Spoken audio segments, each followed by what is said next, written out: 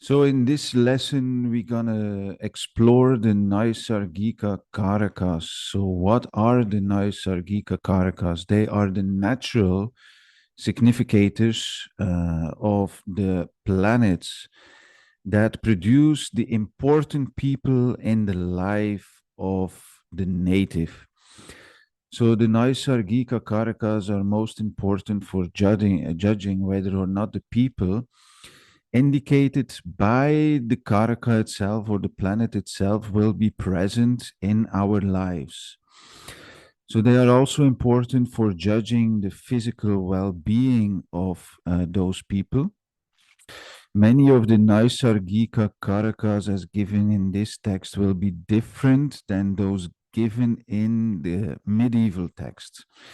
So they will also be more accurate because Jaimini, he is considered one of these rishis by some. So stick to the Upadeśa Sūtras view on those karakas. So both the Chara and the Naisargika Karakas have a little bit of a crossover. And for most practical purposes, they can be similarly used, but there are also some differences. So the Naisargika Karakas are sometimes known as the stira or the fixed Karakas. So he goes on to say, Bagin Yarata Shala Kaniyan Yanani Sheti. So from Mars, he starts sister, brother-in-law, younger brothers and sisters, and mother as well under the same. So that is already here we see a major difference. So the producer of the mother, he actually starts, is considered to be Mars, wherein the common texts consider Moon to be the Karaka for the mother. But there is an important concept behind considering Mars for the mother.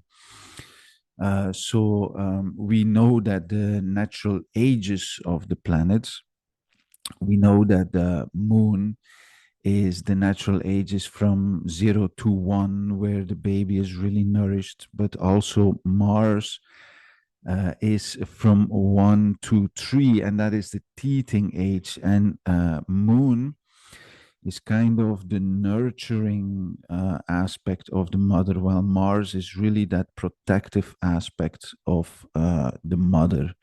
And that is really important. And similarly, we will also have a different indicator for sun. So keep on tracking this. So then it is also said, Matuladayo Bandavo Matrisyatiya Ityutarataha. So from maternal uncle, etc., the relatives, those like the mother's casement under the next. Then he also says paternal grandparents, husband and children under Jupiter, and the principal divine preceptor one may know from Jupiter. So the paternal grandparents, that is the parents of the father, are noted also from Jupiter. Commonly, Rahu and Ketu are said to rule the paternal grandfathers and the paternal grandmothers, respectively, while Rahu and Ketu do have a say on one's ancestral lineage, one's grandparents, which are mostly still in our lives when we are taking birth, are considered from Jupiter and Venus, with Jupiter being the paternal grandparents and Venus being the maternal grandparents. Then he says, Patni Pitaros Fasuro Mata Mata Ityante Vashina. So wife, also mistress, parents, especially the father, mother, and father-in-law, maternal grandparents, and students under Venus. So also the father next to the son, which is commonly known, son to be the representative of the father, but it is also Venus. In this text, the father is considered from Venus. Though common texts ascribe the father to the son, Venus is well known to rule the seminal lineage, and thus this link is also to the father is established. And keep in mind, Venus is also next to Jupiter one of the Brahmin planets, and we could see that Venus is also the father as a teacher to the child. So always check for Venus to be an indicator of the father. Some say that whoever is stronger will be the indicator of the father, but they have different functions, similarly to the mother being the nurturer and the protector. Father also as the son, the protector, but as Venus, a seminal lineage, and also the teacher of knowledge.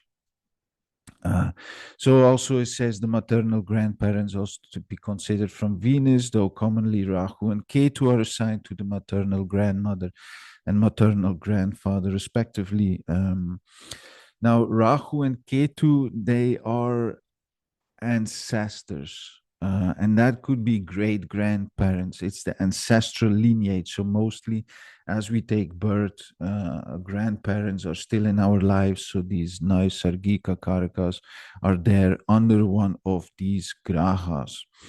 Now, students are also assigned to Venus as well, though commonly Jupiter is erroneously considered the Karaka for student.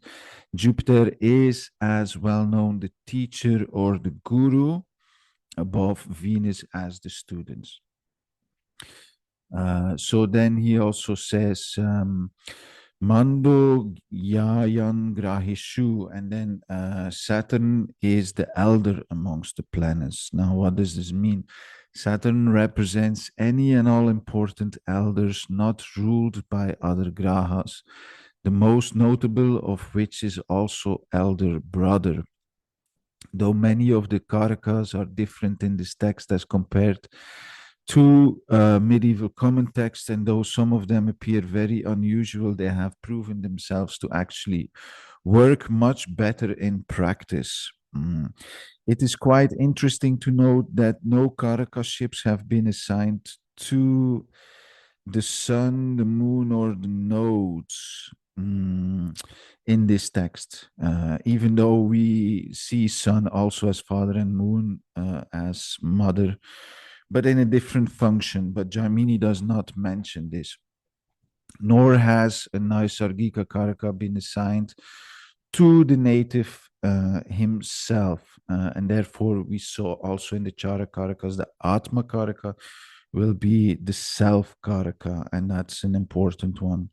And also Rahu and Ketu, he does not describe any Karaka. So these are very fixed grahas who represents people in our lives. So based on other classical texts, we can safely assign the sun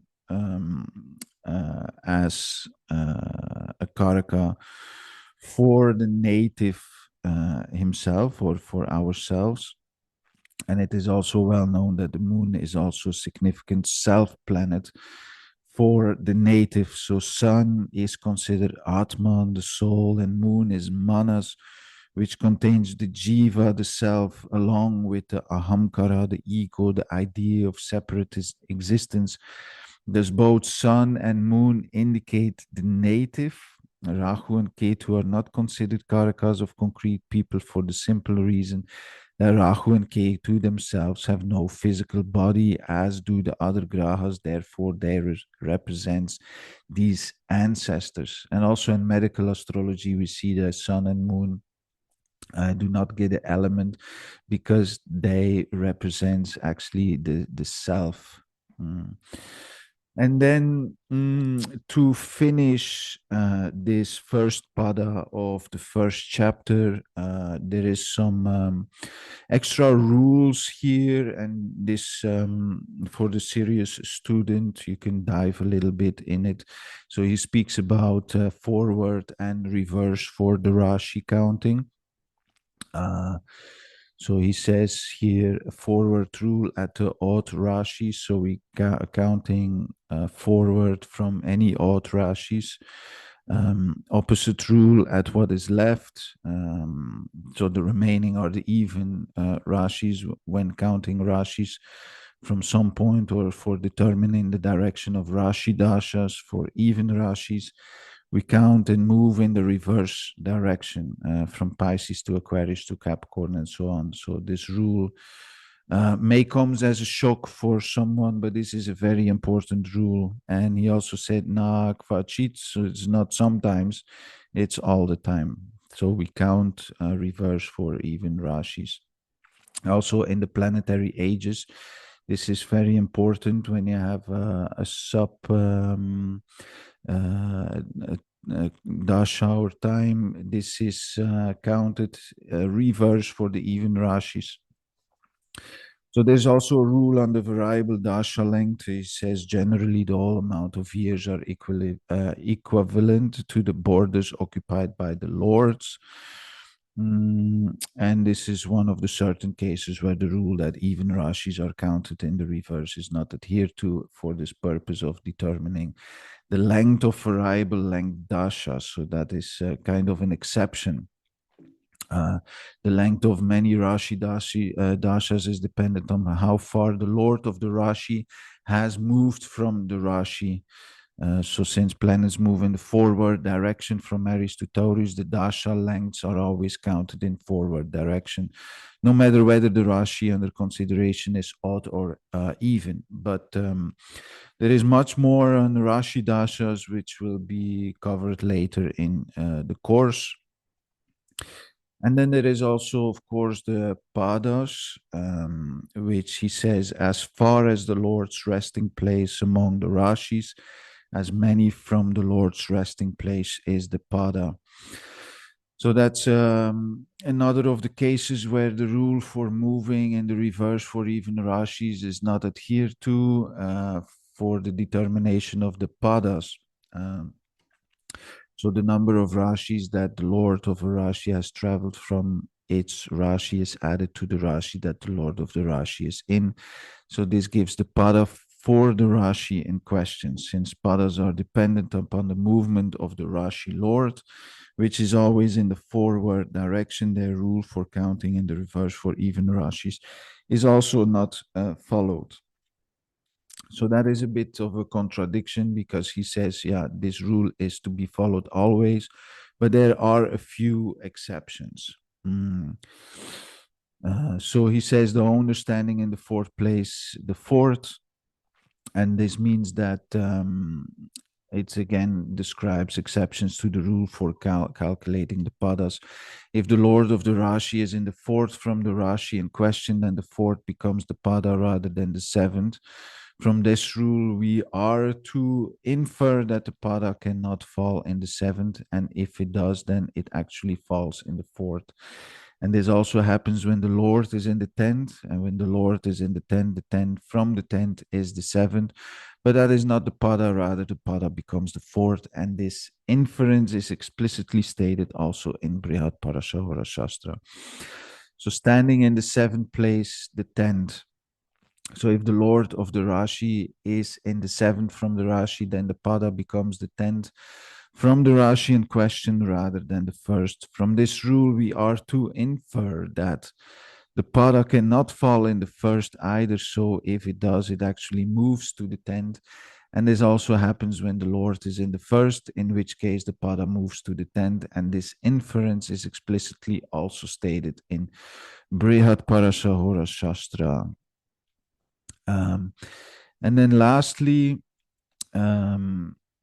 it also says here the numerical naming of Rashis and Bhavas is that, interestingly, Jaimini, he does not speak about, he really emphasizes to number the Rashis, because there is also numerical energetic dimensions around those Rashis. So he says at all times the bhavas and Rashis are equal to the letters, not the planets. So the course of the Rashis is for as long as distinguished. The going around of the Rashis is just 12. So this sutra maybe has a little bit of double meaning, in which the author gives additional indications relevant to the numerical method of defining the bhavas and Rashis. So the first meaning, as long as the distinction is the course of the Rashis, means that the numbers derived from the letters indicate the length of a Rashi Dasha when it's not a variable length Dasha.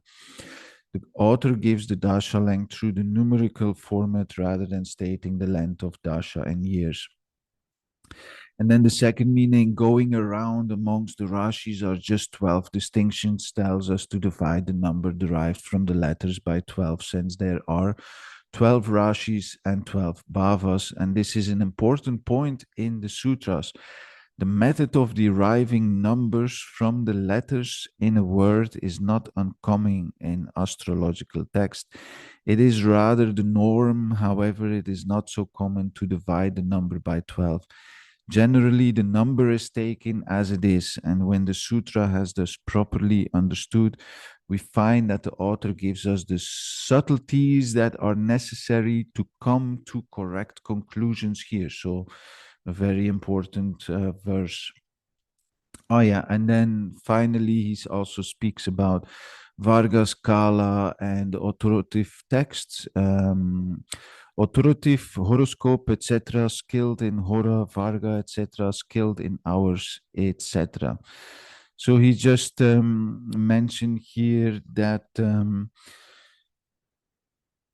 with this sutra, he's recommending to look into authoritative texts, which is quite normal, because he's very focused on a specific technique here for doing this Jaimini astrology. And just look into authoritative texts and teachers for the Varga calculations and other aspects of astrologies that are commonly known and not covered within this text. So in respect to any making predictions, Vargas are key. So therefore, he directs us to really look into other texts to make predictions according to Varga analysis. And also Kala, time, also crudely known as Hora astrology, are also important in essence. Jaimini lets us know that he has completed the lists of new principles required for his techniques, and that for other principles we are to follow that given in standard text, the best of which is still Parashahora, even though it's quite corrupted. But we have other texts for Vargas. We have Sarvata, Chintamani, and that is and also good for yogas, by the way. Yeah, and then yeah, just look into Brihat Parashvara Shastra. That's it for the first chapter, the first pada of chapter 1 of Jaimini Sutras. I hope it can help in your studies. Thank you for listening, and I will see you in the next lesson.